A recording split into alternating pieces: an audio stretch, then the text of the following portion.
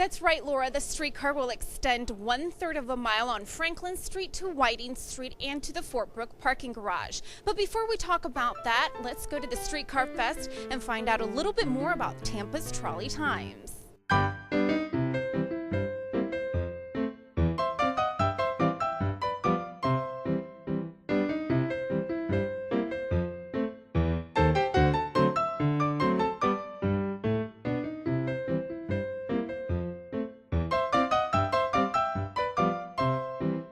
Hey Pete, are people enjoying the streetcar today? Well, most of them are. We do this as an annual thing, celebrating the birthday of the streetcar.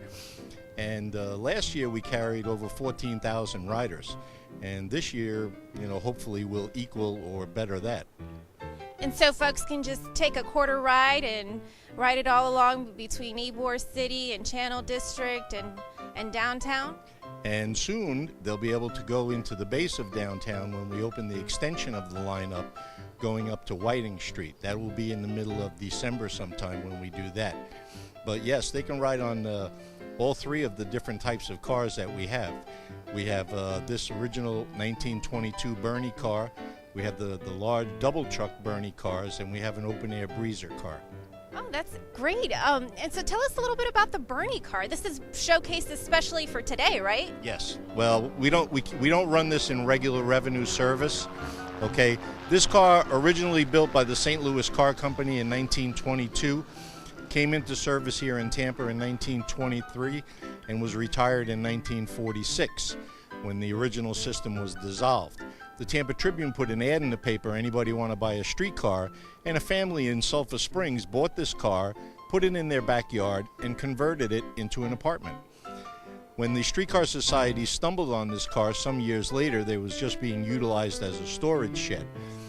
So the family donated the car to the Streetcar Society. Every Tuesday night they would get together, and piece by piece, some 10,000 man-hours, they put this car back together. It is line certified. It is the only single truck Bernie car that we know of from the original Tampa system.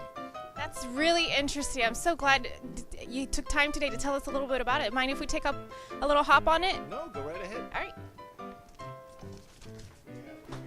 Hi, we're here with President Theodore Roosevelt. Welcome aboard. Thank you. Delighted to be here. It's a bully day for a streetcar fest.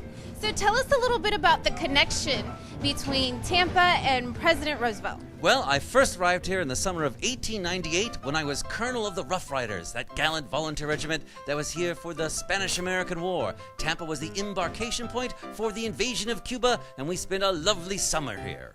A lot of folks don't know that the first streetcar in Tampa was built in 1892. Tell us a little bit about how important the streetcar system was to Tampa at that time. Well, it was the one big form of mass transportation. At its height, the streetcar system went from Sulphur Springs in the north to Ballast Point in the south. It went east to Apollo Beach and west over into West Tampa. If it was too far to walk, you had to take a streetcar, and everyone did. At its height, thousands of people would ride the streetcar every day, and it was incredibly important for the economic development of this city. Well, I think our stop is coming up here, so why don't we hop off here? That would be bully. Thank you so much. Delighted.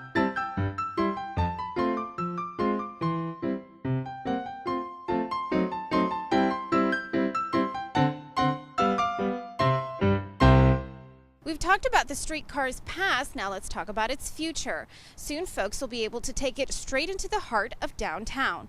Bob Addick, project manager with HART, tells us more. The streetcar system as it is now ends at Dick Greco Station, which is just south of Channelside Drive. And this extension we've been doing over the past year has been to get it to the south side of downtown here to Franklin and Whiting Street. It's 0.3 of a mile, and we're excited about being on the south side of downtown and opening up the streetcar system to all those that work and live in downtown. But you also have all the tourists that come and visit Ybor and Channelside, and now we've facilitated an easy route for them to come into downtown Tampa and see what we have to offer here in downtown. Right here at the end of the station, at the end of the line, we have the number 30 bus, which takes you to TIA, to the airport.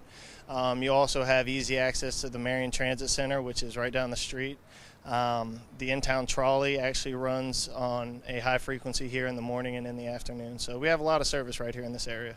Thanks for joining us on this segment of Your Next Stop with HART. Next month, we'll visit with some very special passengers who use our HART Plus services.